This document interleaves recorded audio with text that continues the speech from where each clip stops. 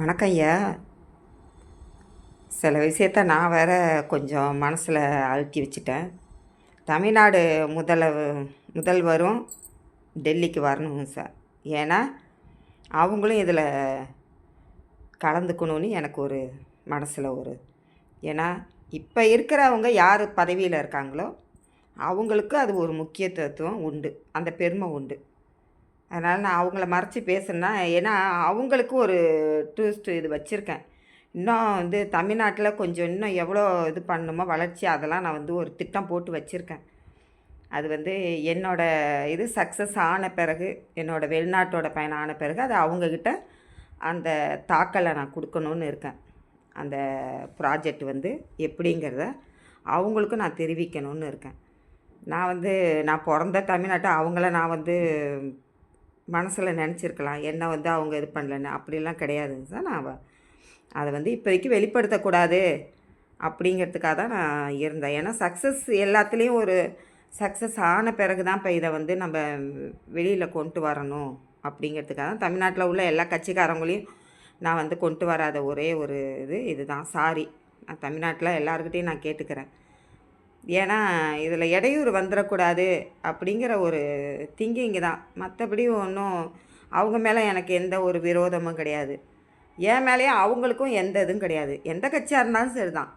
நான் என்ன அவங்களுக்கு என்ன நான் செஞ்சிட்டேன், என்ன அவங்க பார்த்தது கிடையாது. நான் அதனால் தமிழ்நாடு முக்கியமாக இது உள்ளார சார், நான் என்றைக்கு இதுவானாலும் அவங்களும் அந்த இதில் என்னங்கிறத அவங்களுக்கும் புரியணும். அவங்களுக்கும் அதை கொஞ்சம் புரிய வச்சா தான் அவங்க அடுத்த ஒரு இதுக்கு போகிறதுக்கு ஒரு ஊன்றுகோலாக இருக்கும்.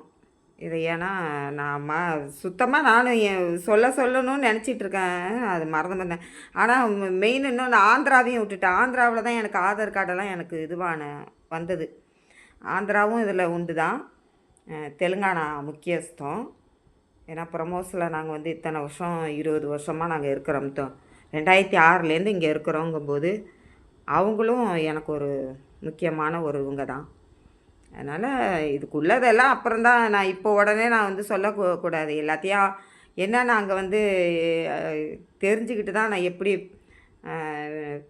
வெளிநாட்டில் உள்ள ஒரு இது எப்படி சுச்சுவேஷனு அதெல்லாம் இன்னும் ஆகலை. இன்னும் ஒரு இது கூட நான் 1% கூட நான் போய் இது மூவ் பண்ணி அவங்களெலாம் நான் இன்னும் சந்திக்கலை. அதனால் நான் அவசரப்பட்டு எதுவுமே நான் சொல்லக்கூடாது தான் நான் தமிழ்நாடை இது வரைக்கும் இல்லை. நான் எந்த இது இருந்தாலும் தமிழ்நாடு இருக்கிற யார் இருக்காங்களோ பதவியில் இருக்கிற முதலமைச்சரை தான் ஆகணும். இது ஏன்னு கேட்டால் இது தமிழ்நாட்டோட எல்லாமே அடங்கியிருக்கு. அது அவங்களுக்கே புரியும். இது எவ்வளோ ஒரு பெரிய ஒரு ப்ராப்ளங்கிறது யாராலையும் ஃபேஸ் பண்ண முடியாது. ஆனால் அது அவங்க விட்டு கொடுக்குறாங்க. வேறு வழி இல்லை. எல்லாருமே நல்லா இருக்கணும் அப்படின்னு நினைக்கும் போது ஒருத்தவங்க பலிகாடாக தானே ஆகணும், சொல்லுங்கள். அது இந்த சாந்தியாக தான் அப்படிங்கிற ஒரு இது இருக்கும்போது யாராலையும் அது கொஞ்சம் மனசில் அவங்களாம் இது பண்ணியிருக்காங்க. பரவாயில்ல. அதனால் நான் அவங்களையும் நான் உள்ளார கொண்டு தான் ஆகணும். இதை நான் அவங்ககிட்ட பிரதமர், முதலமைச்சர், இல்லை உலக நாட்டு எல்லாருக்குமே நான் தெரிவிச்சுக்கிறேன். ஏன்னா என்றைக்குமே நான் தமிழ்நாடை விட்டு கொடுக்க முடியாது. அவங்களோட இதுவும் உண்டு. இதில் பங்களிப்பு அவங்களது இல்லாமலாம் அதான் நான் சொல்லிட்டேன். மத்திய கவர்மெண்ட்டாக இருக்கட்டும், இல்லை தமிழ்நாடு கவர்மெண்ட், எந்த கவர்மெண்ட் இருந்தாலும் சரி, எந்த கவர்மெண்ட் இருந்தாலும் சரி தான். ஆந்திராவை யாராக இருந்தாலும் எல்லாருக்கும் அந்த மனசில் என்னோடய தாட்டு நிறையாவே இருக்குது.